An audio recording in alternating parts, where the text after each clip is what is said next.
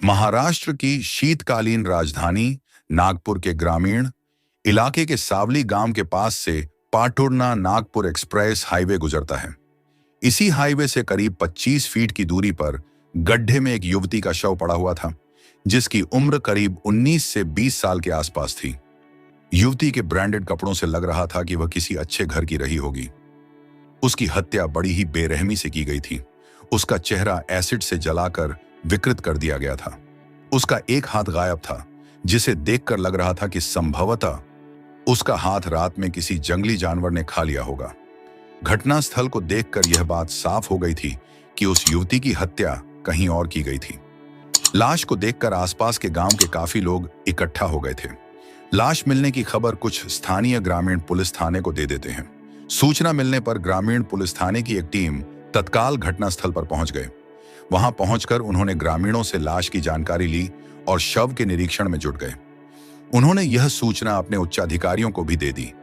वह युवती कौन और कहां की रहने वाली थी, यह बात वहां मौजूद लोगों से पता नहीं लग सकी।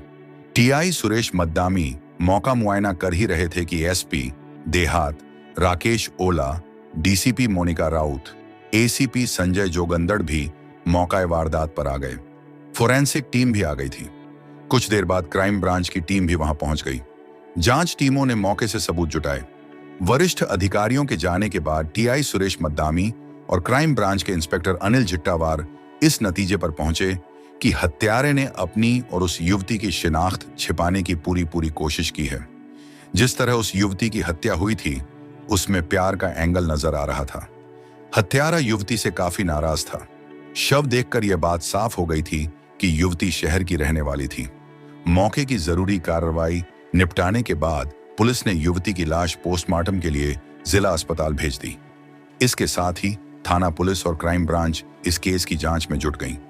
पुलिस के सामने सबसे बड़ी समस्या यह थी कि वह अपनी जांच कहां से शुरू करे, क्योंकि जांच के नाम पर उसके पास कुछ नहीं था।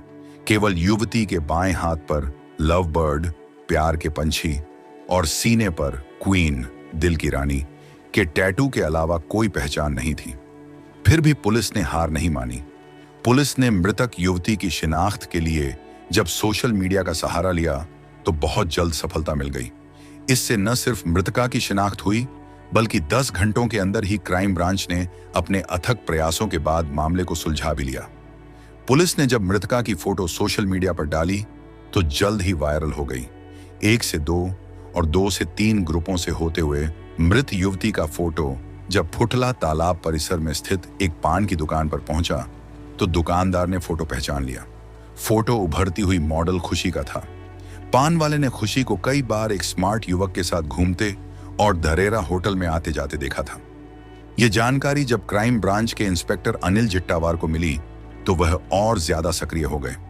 उन्होंने उस युवती की सारी जानकारी कुछ ही समय में इकट्ठा कर ली। उन्होंने खुशी के इंस्टाग्राम को खंगाला तो ठीक वैसा ही टैटू खुशी के हाथ और सीने पर मिल गया, जैसा कि मृत युवती के शरीर पर था। इससे यह साबित हो गया कि वह शव खुशी का ही था। क्राइम ब्रांच के अधिकारियों को खुशी के इंस्टाग्राम प्रोफाइल में उसका पूरा नाम और उसके बारे में जानकारी मिल गई। उसका पूरा नाम खुशी परिहार था। वह अपनी मौसी के साथ रहती थी और राय इंग्लिश स्कूल और जूनियर कॉलेज में बीकॉम अंतिम वर्ष की छात्रा थी। वह पार्ट टाइम मुंबई और नागपुर में मॉडलिंग करती थी। खुशी की शिनाख्त से पुलिस और क्राइम ब्रांच का सिरदर्द तो खत्म हो गया था। अब जांच अधिकारियों के आगे खुशी परिहार के हत्यारों तक पहुंचना था। पुलिस ने जब खुशी की मौसी से संपर्क किया तो उन्होंने बताया कि खुशी कई महीनों से उनके साथ नहीं है।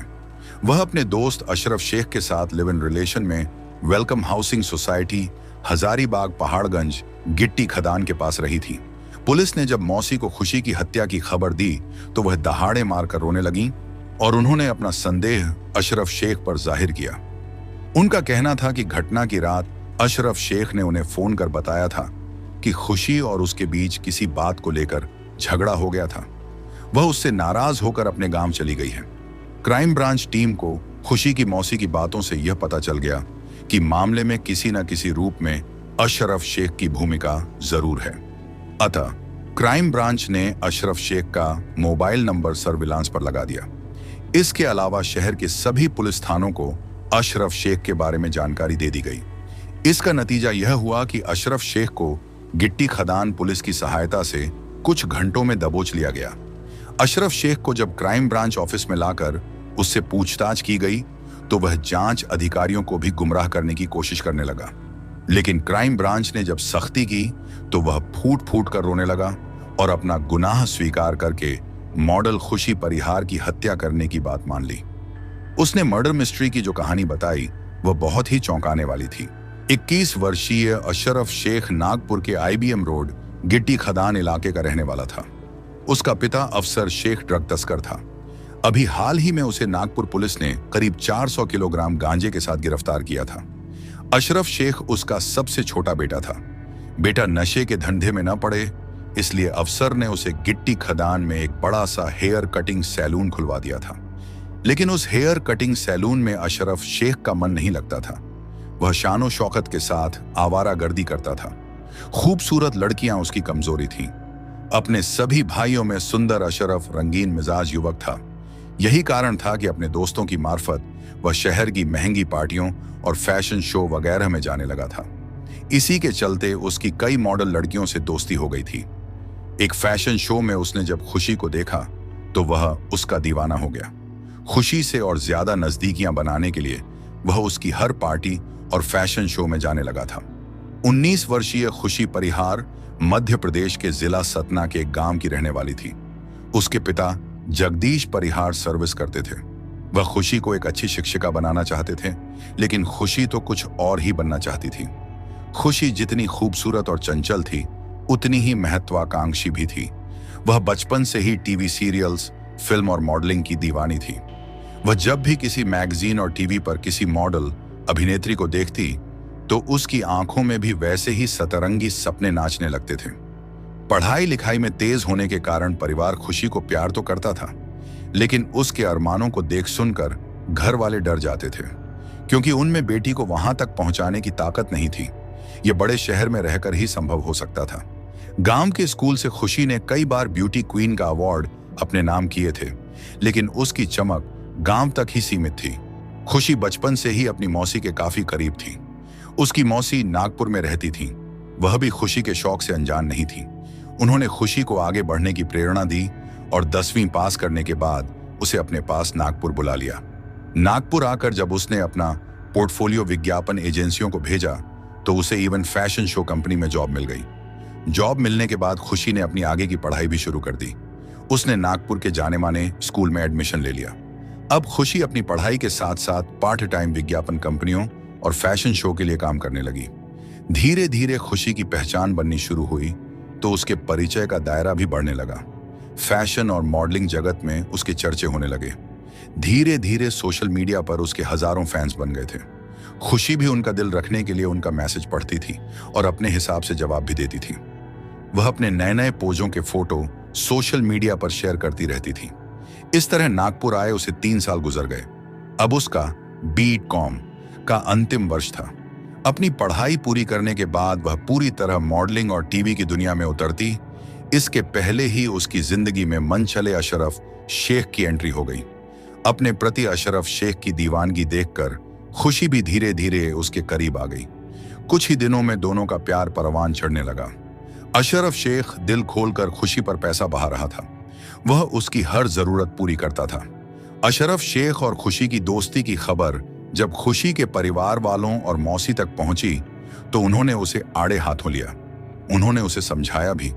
चूंकि अशरफ दूसरे धर्म का था इसलिए उसे समाज और रिश्तों के विषय में भी बताया, लेकिन तब तक काफी देर हो चुकी थी। खुशी अशरफ शेख के प्यार में गले तक डूब चुकी थी।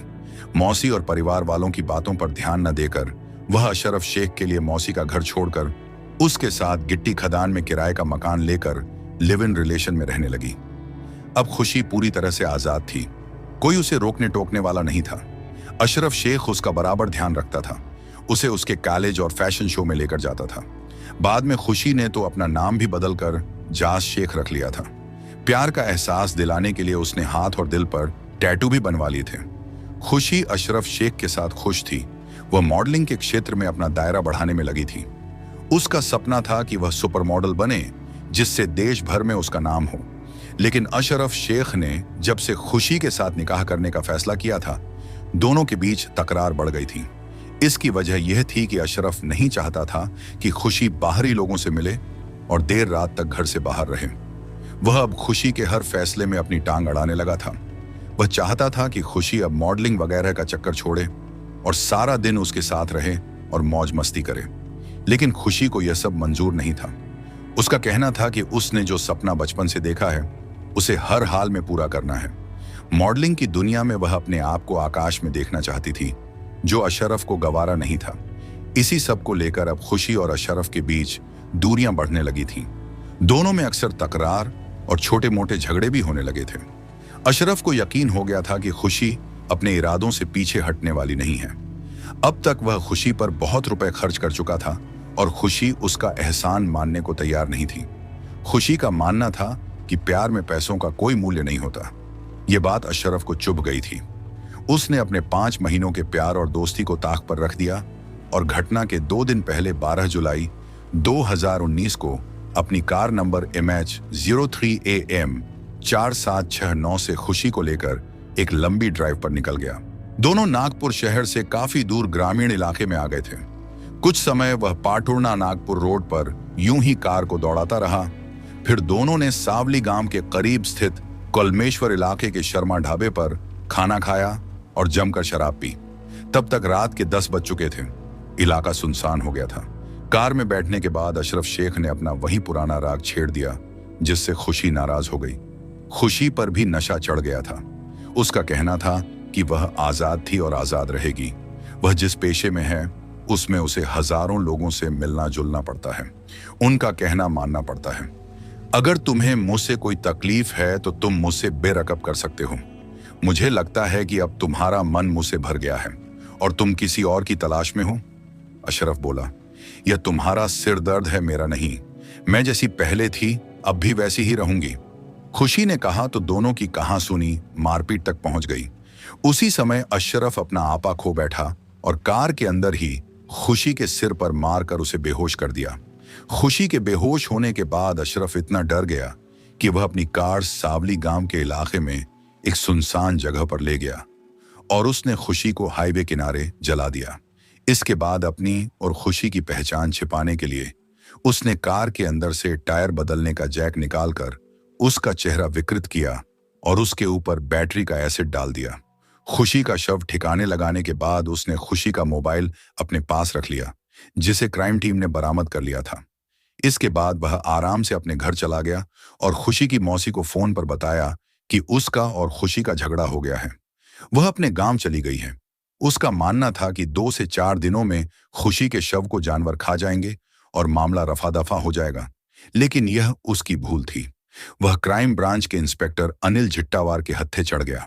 दोस्तों, आप खुशी परिहर और अशरफ शेख के बारे में क्या कहना चाहोगे? कमेंट्स करके बताएं। तो मिलते हैं फिर किसी अगली वीडियो में।